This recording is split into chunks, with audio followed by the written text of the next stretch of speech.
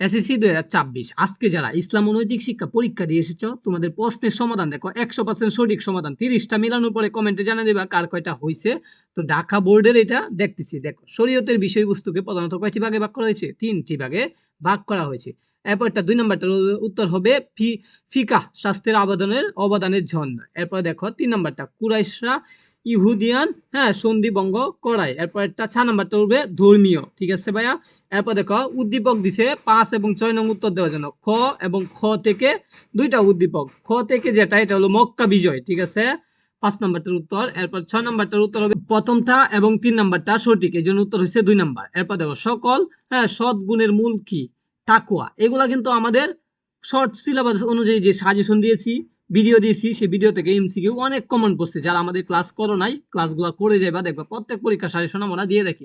8 number উত্তর হবে 3 নাম্বারটা সুন্নতে। ঠিক আছে, এরপরে 9 নাম্বারটা উত্তর হবে সকল পাপ কাজ বর্জন করা।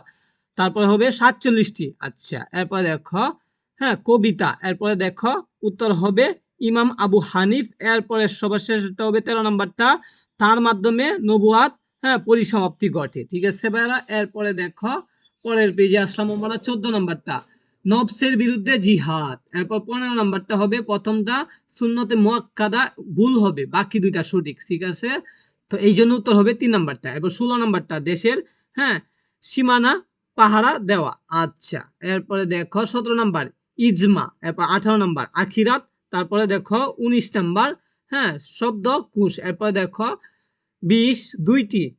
পরে সালাত। এরপরে দেখো মুনাফিকের পরে দেখি আমরা 23 নাম্বারটা উত্তর হবে প্রথমটা এবং তৃতীয়টা সঠিক, এই জন্য উত্তর হবে 2। তারপরেরটা হবে তাওহিদের। এরপরটা সাউম। এরপরেরটা 4 নাম্বারটা। এরপরেরটা দেখো সিজদা সাহু দিবে। এরপরে দেখো 28 নাম্বারটা 3। এরপরে 29 নাম্বারটা তাওহিদ। এরপরটা হলো মুশরিক। তো সবগুলা মিলানোর পরে কমেন্টে জানাও সবাই কার কয়টি হয়েছে। সকলকে ধন্যবাদ।